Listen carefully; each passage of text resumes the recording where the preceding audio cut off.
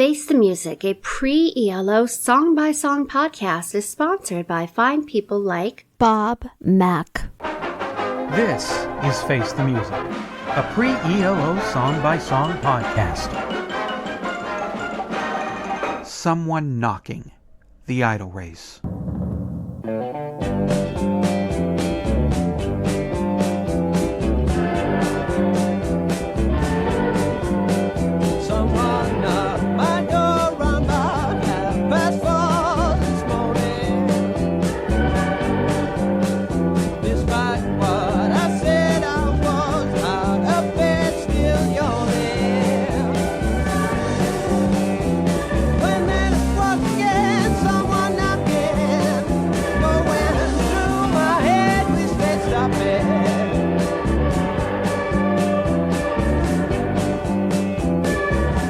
What's that song all about?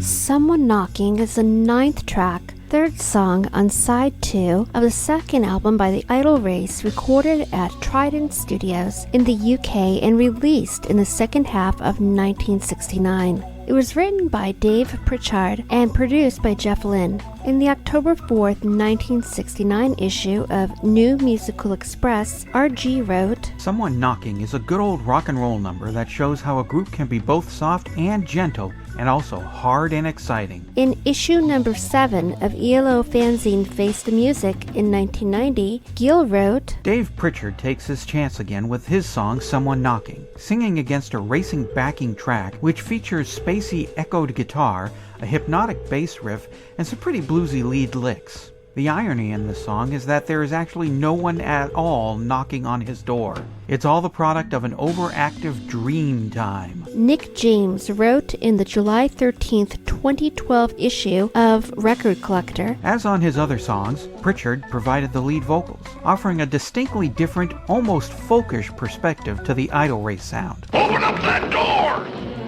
You notice I didn't say Richard? I'm Eric Paul Johnson. And I'm Eric Winsenson. Knock knock.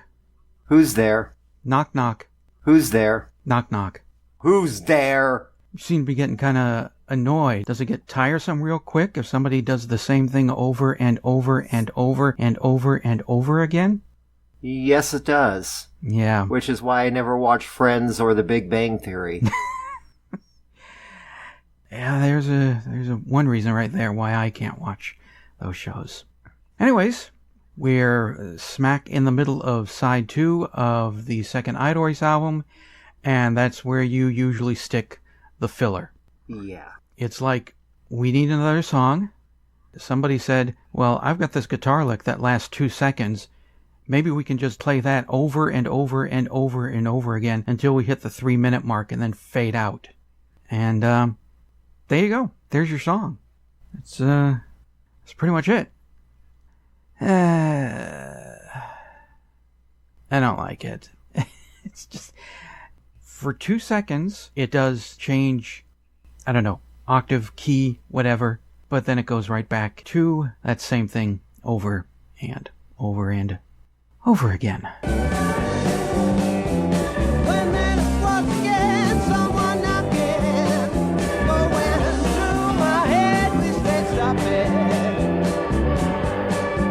You know, this song very much is much like life. I was getting comfortable and my fears were easing about this album, about hitting a bad song, other than that other one. And okay, I can relax now. And then life smacks you in the head. Oh, really? Well, here's this at your feet. So, this album is very much like life. You get comfortable with things are going good, and then the dog poops on your foot. Well, I was going to say something similar. Mm-hmm. When you get that sound that's going over and over again, and you know, all of a sudden, what's happening. Where you're just sitting there relaxing. Oh, the music's all nice and everything. And then in another room. Oh, Skittles. Grab a towel, pick up the cat, move it. Damn it. Yeah, this is about as entertaining as trying to figure out which room your cat is in when it's vomiting. So, yeah, I didn't like it either. I like the guitar part at the end because that's when it actually changes things up a little bit.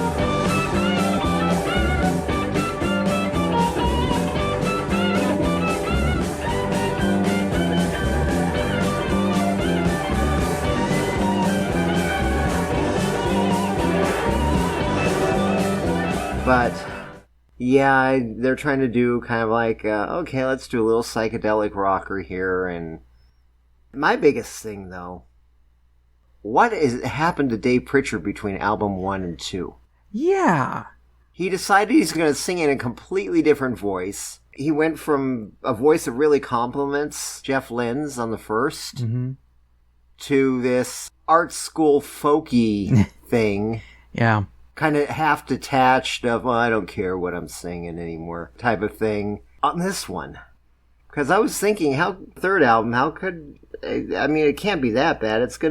Pritchard's good, but now I'm starting to see why the third album, I mean, sure, lacking Jeff, but that hasn't always been a bad thing for an album when your lead singer leaves. Yeah. But, yeah, I can kind of see where things probably went completely wrong. But, I mean, I don't really want to get after him because he's very talented. Mm-hmm. Obviously, he's a good songwriter, on at least from the first one. Yeah. He was a good singer. I mean, Follow Me Follow is one of the best songs on that album. Yeah. It's stuck in my head every time I even mention the title. And there it goes. It's in Eric's head again. Yep. Yep. Better than Baby Shark. You son of a... And there it is.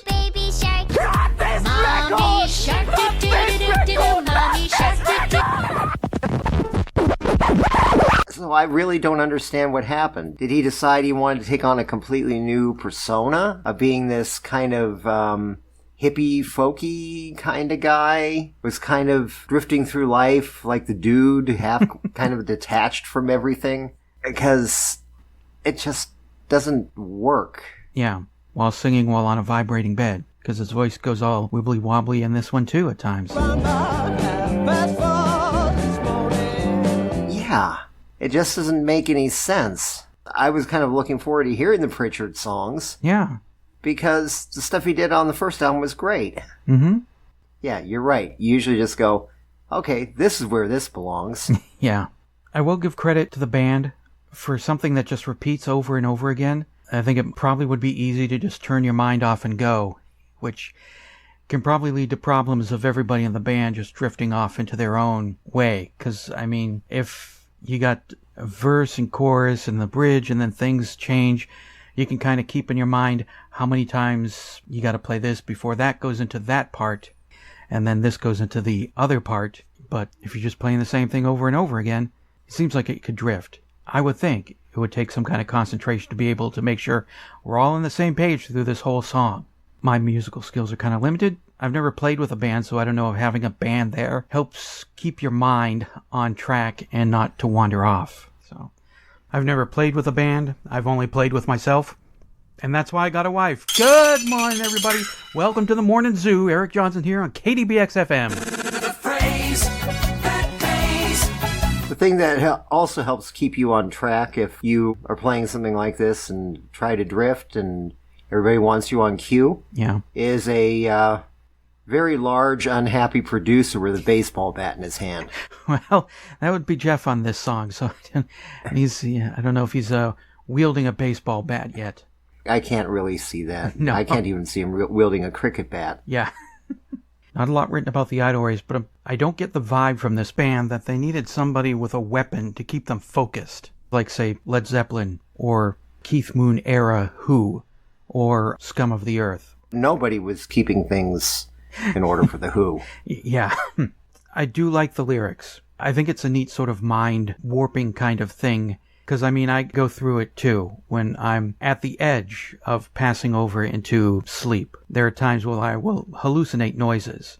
And sometimes it's annoying, because it's like, what just fell over? What made that noise? Why are there gunshots? Mm-hmm. So, lyrically, I can relate to the song. But musically, you try and find a better music to go with the song. Yeah. I know Tomorrow Never Knows was an experiment by John to just do a song with one chord and run that all the way through.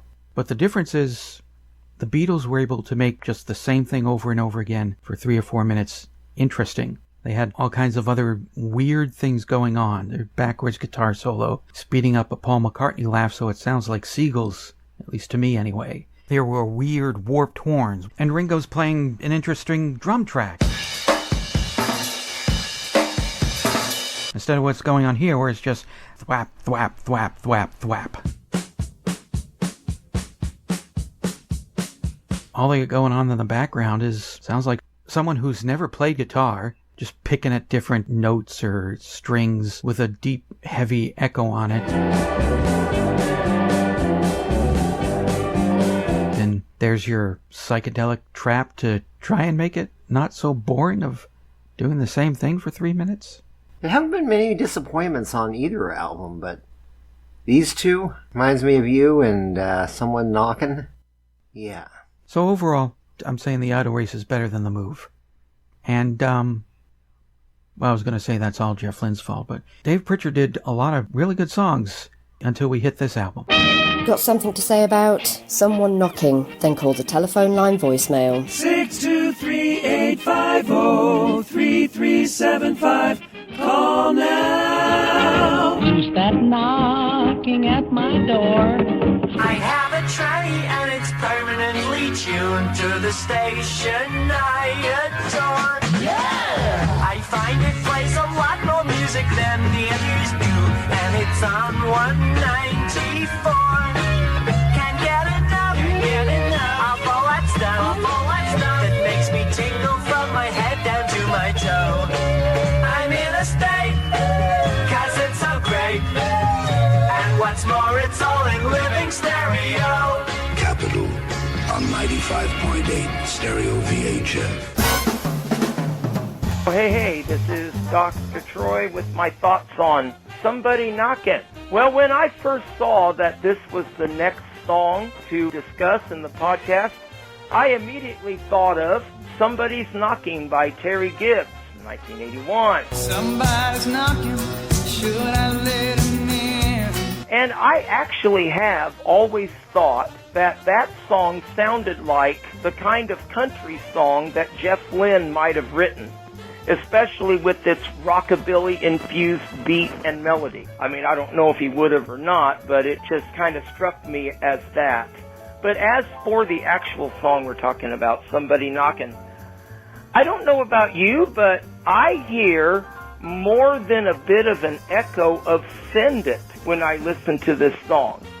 And then I let my imagination roam a little bit, and I think, well, when Jeff was working on the Balance of Power album, he was going through a rough time, both professionally with the imminent breakup of the band and personally with his divorce. And I like to think that maybe Jeff got out some of those old Idle Race albums and was listening to them, and then it comes to this song and he's thinking, hey, that shuffle, that beat, I think I could get a really good song out of this for the last ELO album. Well, anyway, whatever you may think is fine, but this is the last episode of the season, so I will talk to you in September. I will talk to you when the summer's through.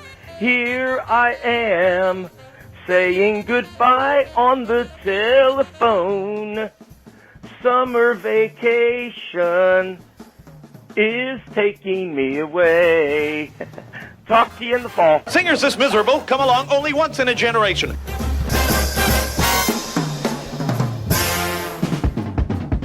Face the Music, a pre-ELO song-by-song podcast, is a production of Radio Trolla Entertainment Assorted Deli Meats Amalgamated. You can contact us by voicemail at 623-850-3375 or email us at eloftmpodcast@gmail.com and we'll read and reply to it on the show. Keep up to date by joining our Facebook group and spread the word by sharing the link or giving us a quick rating on iTunes. Subscribe to our YouTube page, the Electric Light Orchestra Podcast channel, to hear other goodies. You can financially support the podcast at patreon.com/ELOpod or PayPal using the podcast's email address, or send a check or money order to P.O. Box 1932, Superior, Arizona 85173.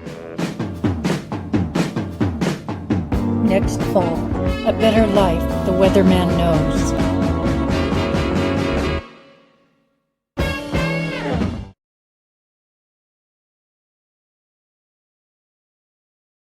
Okay. That'll be it on this, I guess. We just alienated. Yeah, I don't think Dave's calling us now.